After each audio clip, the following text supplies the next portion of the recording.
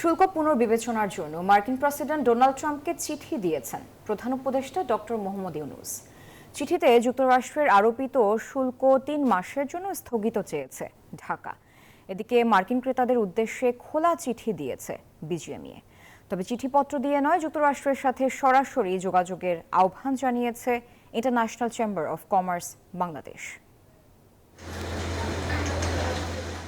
Trump প্রশাসনের ৩৭% শুল্ক আরোপে দুশ্চিন্তার কালো মেঘ জমেছে দেশের $৪০ বিলিয়ন পোশাক শিল্পে।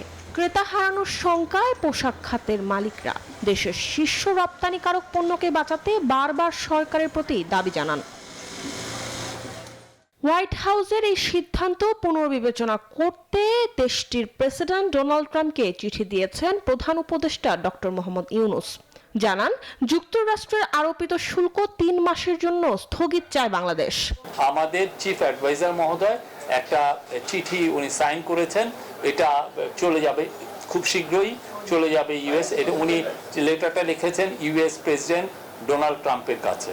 আমরা রিকোয়েস্ট করেছি তাকে to postpone the application of US reciprocal tariff measures on Bangladesh for 3 months to allow the interim government to smoothly implement its initiative to substantially increase US exports to Bangladesh.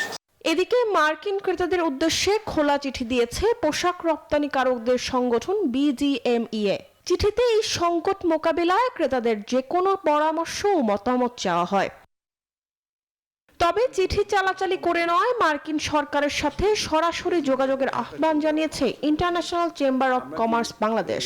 সংগঠনটি বলছে, পাল্টা শুল্ক আরোপ দুই পক্ষের জন্যই ক্ষতিকর হবে। শান্তিপূর্ণ আলোচনার মাধ্যমে সমাধান খোঁজার আহ্বান জানাই, কারণ পাল্টা শুল্ক আরোপ করা দুই পক্ষের জন্যই ক্ষতিকর। বাণিজ্য মন্ত্রণালয়ের অধীনে রপ্তানিকারক, আমদানিকারক, রপ্তানি উন্নয়ন ব্যুরো এবং কাস্টম কর্মকর্তাদের নিয়ে একটি টাস্কফোর্স গঠন করা আমার মনে হয় সময়ের দাবি। এছাড়া এই সমস্যা মোকাবেলায় বাণিজ্য মন্ত্রণালয়ের অধীনে রপ্তানিকারক, আমদানিকারক, রপ্তানি উন্নয়ন ব্যুরো এবং কাস্টমস কর্মকর্তাদের নিয়ে টাস্ক ফোর্স গঠনের কথাও আলোচনায় উঠে আসে। মরিয়ম আজিজ মৌরিন, নিউজ 24, ঢাকা।